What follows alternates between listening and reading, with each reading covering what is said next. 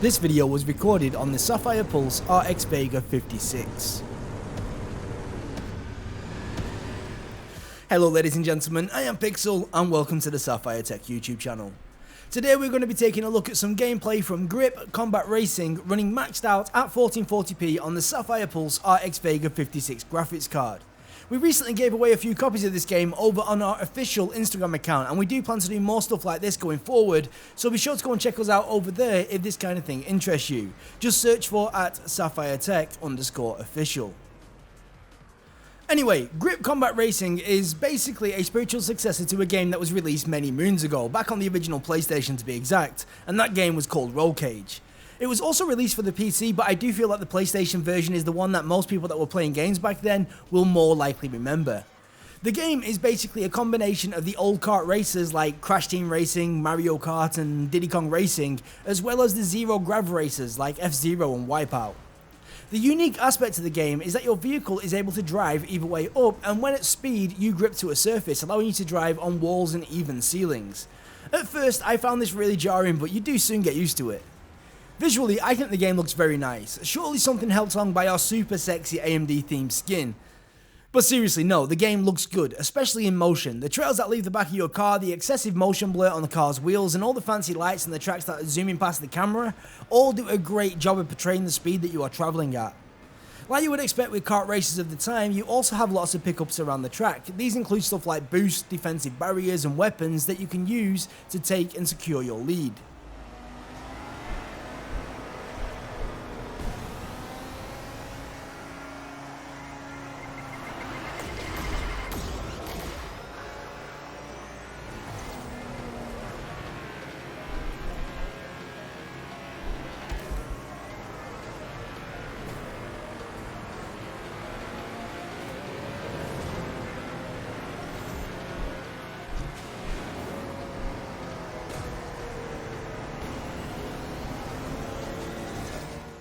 As well as the traditional races, you also have battle arenas and battle races.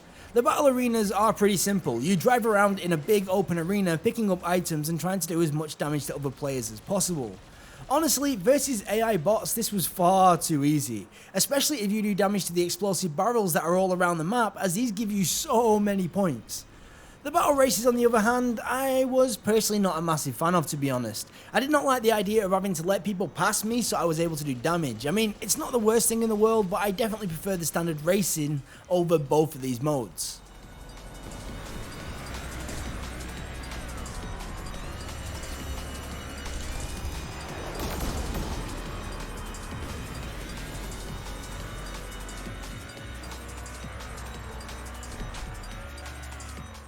Oh yeah, each of the tracks also has multiple routes. I would not go as far to call these shortcuts really, as I don't think that they're actually any faster most of the time, but it does allow you to perfect your own route through each map, which is kinda cool.